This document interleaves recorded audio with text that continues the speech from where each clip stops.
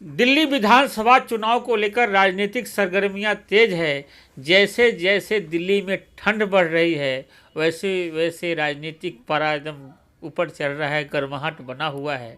आज मैं जितेंद्र सिंह तोमर के कार्यालय में गया, जहाँ पर प्रीति जितेंद्र सिंह तोमर जी का विधायक कार्यालय है। वहाँ पर मैं देखा महिलाएं खूब आ रही है, खूब रजिस्ट्रेशन हो रहा है। 2100 रुपये मिलेंगे, बुजुर्गों को भी मिले, वो इलाज होगा बढ़िया वाले रईसों का जहाँ इलाज होता है वहाँ पर। यही सब बातचीत करने आए हैं कि भारतीय जनता पार्टी के प्रवक्ता है ओबीसी मोर्चा के ईश्वर आज़ाद जी। आज़ाद जी कहाँ देखते हैं इस चुनाव में रजिस्ट्रेशन हो रहा है खूब जोर से? नमस्कार। देखिए, रजिस्ट्रेशन जो हो रहा है ये लोगों की समझ में आ रहा है, और 11 साल से इनकी सरकार है, तब ये महिला सम्मान निधि कहाँ थी? 11 साल के अंदर एक भी राशन कार्ड इन्होंने बनाया हो गरीब आदमी का? 11 साल के अंदर इन्होंने एक भी नई पेंशन बनाई हो? उल्टा जो पहले पेंशन वृद्धावस्था की जो पेंशन मिलती थी उसके सरकारी आंकड़े आप उठा करके देख लीजिए, उसमें थे भी 40%। पिछले 5 साल में प्रीति तोमर के समय में 40% कटी हैं, मिली नहीं। वो जो नई पेंशन मिली नहीं, जो मिल रही थी वो कट गई, उसको कौन सी सम्मान निधि मानते हैं आप? जो चीज़ हो रही थी और बंद कर दी गई और नई बनी ही नहीं, वो कौन सी सम्मान निधि थी? और जो अब ये जो नई सम्मान निधि, महिला सम्मान निधि का इन्होंने शगुफा फेंका है, लोग समझ चुके हैं। केजरीवाल 3 बार मुख्यमंत्री बनने के बाद यमुना थोड़ी सी भी साफ़ नहीं कर पाया। बिजली का बिल, मैं बार बार आपके माध्यम से कहता हूँ कि बिजली का बिल दिल्ली की जनता पहले से ज़्यादा भर रही है, नहीं भर रही तो मैं आरटीआई लगाता हूँ आपके माध्यम से, और आप उसको दिखाना जनता को कि 5 साल पहले दिल्ली की जनता कितना बिल भरती थी, आज कितना बिल भरती है। पानी फ्री, 20,000 लीटर फ्री के नाम पे 20 लीटर भी फ्री पीने का पानी मिल रहा हो तो बताइए, 40 रुपये की 20 लीटर की कैन खरीदते हैं लोग। यहाँ से चलते हैं पूरे क्षेत्र में, विधायिका जहाँ रहती हैं, मेरे पीछे गली में रहती हैं, इस गली की दुकानों पे, और जहाँ इनका कार्यालय है उसके आसपास की दुकानों पे, हर एक परचून की दुकान पे पानी की 20 लीटर की बोतल मिलती है। पहले नहीं मिलती थी क्या? नहीं मिलती थी पहले 20 लीटर की बोतलों का चल बिसलरी का चलन है 20। हाँ, ये बात मैं आपकी इस बात से मैं मानता हूँ कि आजकल चलन है, लेकिन ये चलन बनाने वाली सरकार, बिसलरी का चलन बनाने वाली सरकार, बिसलरी की 40 लीटर की 20 लीटर की जो बोतल 40 रुपये में मिलती है उसका चलन बनाने वाली सरकार है, ये मुफ्त पानी देने वाली सरकार नहीं है। अरविंद केजरीवाल ने कहा है कि ये झुग्गी में आएंगे, आपको बहलाएंगे, आपको फुसलाएंगे, आप उनको चाय पिलाते हो, उनको खाना खिलाते हो, अपने बिछावन पर उनको सुलाते हो, लेकिन इनको नाम पता सही से मत बताना, नहीं तो वोट कटवा देंगे। बिल्कुल, वो सही कह रहे हैं इस बात को। उनको इतनी दिक्कत हो चुकी है, वो समझ चुके हैं केजरीवाल जी।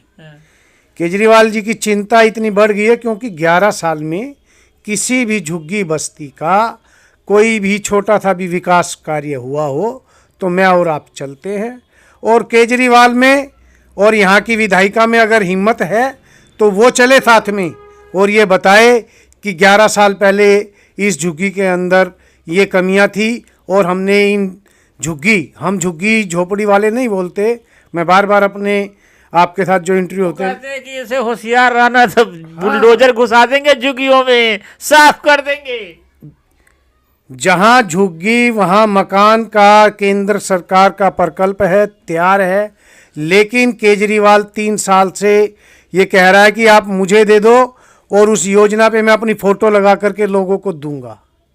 वो मकान तैयार हैं, हम बिल्कुल झुग्गियों को हटा करके झुग्गियों में रहने वालों के लिए मकान 3000 से ऊपर मकान दिल्ली के अंदर तैयार हैं।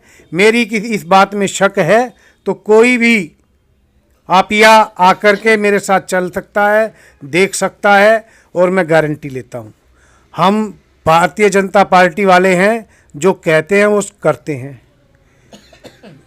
ये हमारे बारे में ही कहते थे कि मंदिर वहीं बनाएंगे, तारीख नहीं बताएंगे। ये हमारे बारे में ही कहते थे कि धारा 370 100 मोदी भी आ जाएंगे तो धारा 370 को नहीं हटा सकती। ये हमारे को ही कहते थे समान नागरिक संहिता और ये सीए, ये कुछ नहीं हो सकता। ये सारे कानून भारतीय जनता पार्टी की सरकार आने के बाद मोदी जी के नेतृत्व में बड़े बड़े कानून पास हुए। भारत के अंदर अयोध्या का, काशी विश्वनाथ का और बद्रीनाथ का, केदारनाथ का, रामेश्वर, कितने तीर्थ बनाए गए। ये उन्हीं तीर्थों के बारे में कहते थे कि वहाँ पे स्कूल बना दीजिए। और वही केजरीवाल जो है अब कहता है कि मैं अयोध्या लेके जाऊँगा, तीर्थ यात्रा कराऊँगा बुजुर्गों को। अरे भाई, तुम तो उस तीर्थ के बारे में ही कहते थे कि वहाँ स्कूल बनाना था, हॉस्पिटल बनाना था। आपने कितने स्कूल बनाए दिल्ली के अंदर? एक हॉस्पिटल अगर बनाया हो 11 साल के अंदर, एक हॉस्पिटल नहीं बन पाया। 11 साल के अंदर इन्होंने 50 कॉलेज बनाने थे, एक कॉलेज नहीं बन पाया। एक 2-4 स्कूल अगर पूरी दिल्ली में बना भी दिए होंगे तो, या और उनके कमरे एक्सटेंड कर दिए तो उसमें घोटाले करे। ये शराब बेचने वाले, शराब नीति बनाने वाले आदमी हैं। इनकी ज़्यादा बात ना करके मैं अपने पार्टी का जो विज़न है, जो सोच है, मैं उससे अवगत कराना चाहूँगा। भारतीय जनता पार्टी की सरकार दिल्ली में आ रही है और सभी दिल्ली वासियों को ये निश्चित हो जाना चाहिए कि जो सुविधाएं दिल्ली के नागरिकों को मिल रही हैं वो पहले से बेहतर होकर के मिलेंगी और दिल्ली के नागरिकों को मिलेंगी, या बांग्लादेशी और रोहिंग्याओं को नहीं मिलेंगी। बांग्लादेशी और रोहिंग्या, पूर्वांचली बांग्लादेशी रोहिंग्या कब से हो गए? संजय सिंह पूर्वांचल न्याय यात्रा निकालने वाले हैं, अरविंद केजरीवाल जी ने घोषणा किया है। ये गलत बयानबाजी कर रहे हैं। हमारे पूर्वांचली हमारे भाई हैं और हमारे भारतीय जनता पार्टी के अंदर तो पूर्वांचल मोर्चा एक प्रकोष्ठ है बड़े, उसमें भारतीय जनता पार्टी के अंदर जो है 100 से ऊपर जो निगम पार्षद हैं उसमें 25% पूर्वांचली भाई जो हैं दिल्ली का नेतृत्व करते हैं। भारतीय जनता पार्टी के 7 सांसद हैं, उसके अंदर सबसे लोकप्रिय सांसद और हमारे दिल्ली प्रदेश के अध्यक्ष भी रहे हैं भाई मनोज तिवारी जी, पूर्वांचल से आते हैं।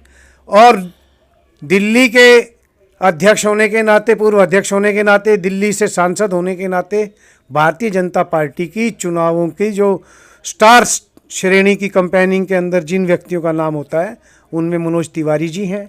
हम उस बात को कह नहीं रहे हैं, ये ज़बरदस्ती उस बात को पकड़ रहे हैं, ऐसा कुछ नहीं है। सिर्फ और सिर्फ विदेशियों को लेकर के है, जो सबसे ज़्यादा इन्होंने अपने लालच में उनके वोटर कार्ड बनवा रहे हैं, उनके आधार कार्ड बनवा रहे हैं। एक बार बताओ, ये रोहिंग्या मुसलमानों की आप लोग चर्चा करते हैं, ये बांग्लादेश से बॉर्डर पर आपके सेना है, वहाँ से कैसे घुस गया? फिर वहाँ से यूपी कैसे घुस गया? बिहार होते हुए दिल्ली कैसे आ गया? उनका पहचान पत्र कैसे बन गया? ये तो केंद्र सरकार जब चुनाव करे। बिल्कुल आपने सही सवाल किया, लेकिन आप सवाल के अलावा थोड़ी सी मैं आपसे कहूँगा, चिंता कीजिए कि रोहिंग्या और बांग्लादेशी के प्रति भारतीय जनता पार्टी के अलावा, जो पार्टी में नहीं है, उनके अलावा एक सामान्य नागरिक होने के नाते भी क्या हमारे भाव और हमारा चिंतन जो है वह गलत है क्या? नहीं, हर चुनाव से पहले हिंदू मुसलमान का आप लोग शुरू कर देते हैं। कौन सा समय ऐसा होता है जब दिल्ली में चुनाव नहीं होता? आप ये बताइए, 5 साल में 3 चुनाव होते हैं। और अगर ऐसा चिंतन है तो क्या यह है गलत है क्या? एक भारतीय होने के नाते मैं आपसे भी निवेदन करूंगा कि क्या अगर ऐसा हम चिंतन कर रहे हैं तो वो गलत है क्या? और वो किसी भी प्रकार से आ भी गया तो उसको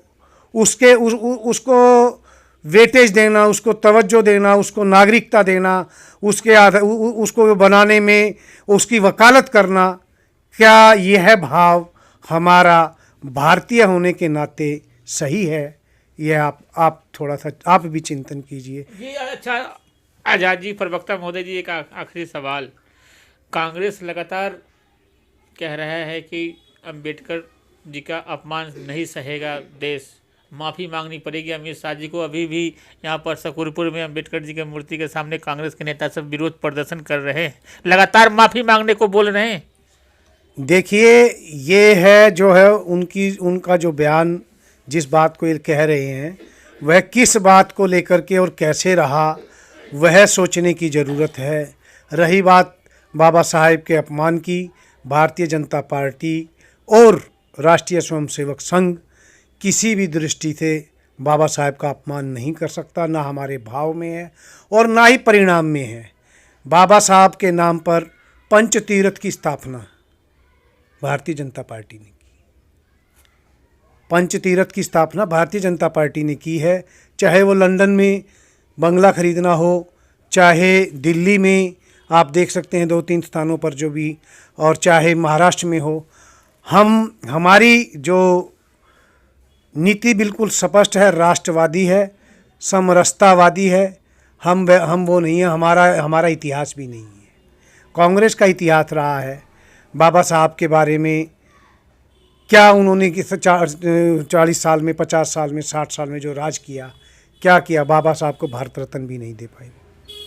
भारत रत्न भी सिर्फ और सिर्फ नेहरू गांधी परिवार की बपोती बन गया था।